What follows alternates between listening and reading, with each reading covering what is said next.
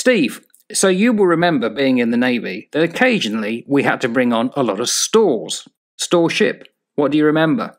That I tried my very best to get out of it at every possible opportunity.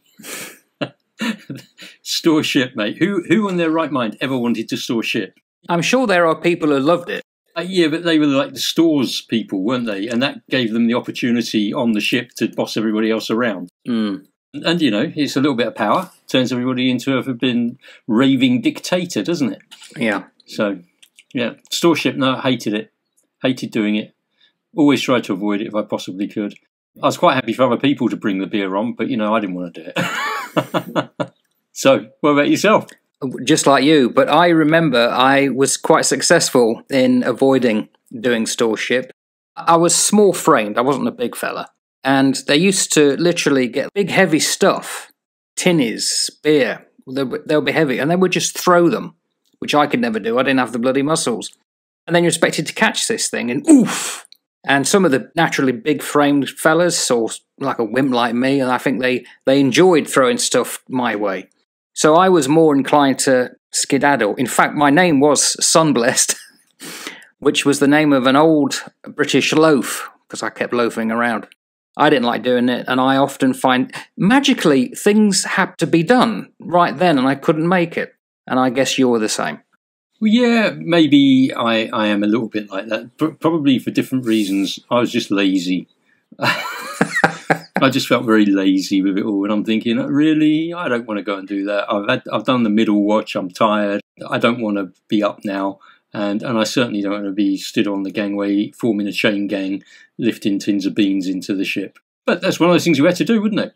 I wonder how it all works now. Do they still do it that way? Do they still have the chain of the ship's company running all the way along the gangway onto the dockyard, loading it all up like that? How does it work these days? Have they got like little conveyor belts? That's interesting, because modern health and safety is bound to have had some effect, and of course there's ladies on board now, which was not the case back then. It really was not the case back then, was it? There was a place for ladies in the Royal Navy. We often dressed up as ladies for Sod's Opera, but that's different. Yeah, that's Sod's Opera though, mate. You know, come on.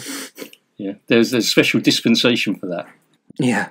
And there was two types of store ship, wasn't there? There was literally either alongside in a harbour and you're getting ready, final stores before you hoofed off somewhere for 3 or 4 months, or while you're at sea, and it was called a replenishment at sea, a RAS. And they were quite dangerous because you had to get very close to a tanker. You did.